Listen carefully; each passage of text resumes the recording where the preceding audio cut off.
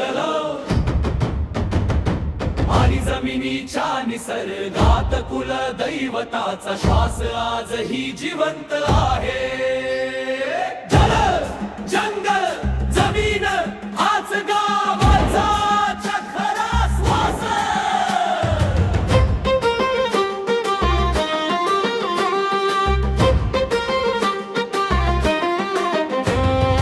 इंग्रजांच्या घोडदळाचे ठाणे म्हणून ठाणा हे नाव रूढ झाले.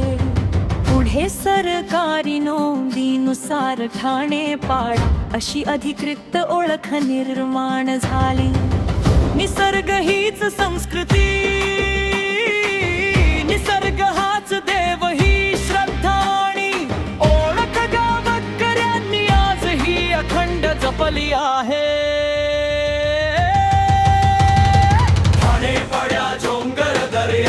इतिहास हळूच कुजबुजतो जंगल पाणी माती सांगतात भूतकाळाचा जिवंत स्पर्श.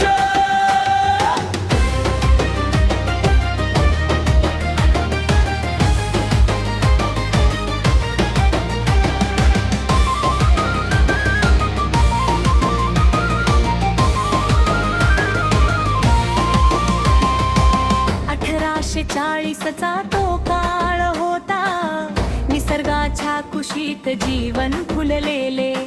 भिल कोकणी समाज जगत होता, साधन शांत आणि निर्मळ आयुष्य जगलेले. जंगलात शिकार, शेतीत श्रम, एकतेतच त्यांचा धर्म. निसर्गाशी नात घट्ट जपून स्वाभिमानाने जगत होते सर्व.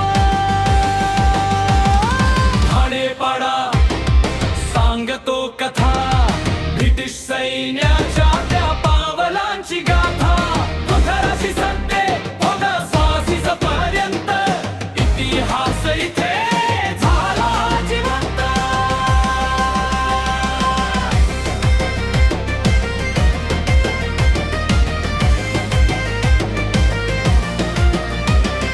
हळूहळू आले परकीय सैनिक, डोंगर दर्या ओलांडत. छावण्या उभारल्या त्यांनी, त्यांचा प्रभाव हळूहळू पसरत. तंबू तोफा शिस्तबद्ध चाल, जंगलात उमटला वेगळाच ताल.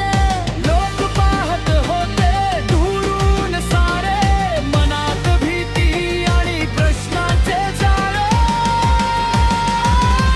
ठाणेपाडा साक्षीदार ब्रिटिश सत्तेचा वाढता विस्तार. डोंगर जंगल पाण्याच्या साठ्यात लपलेला इतिहास पार.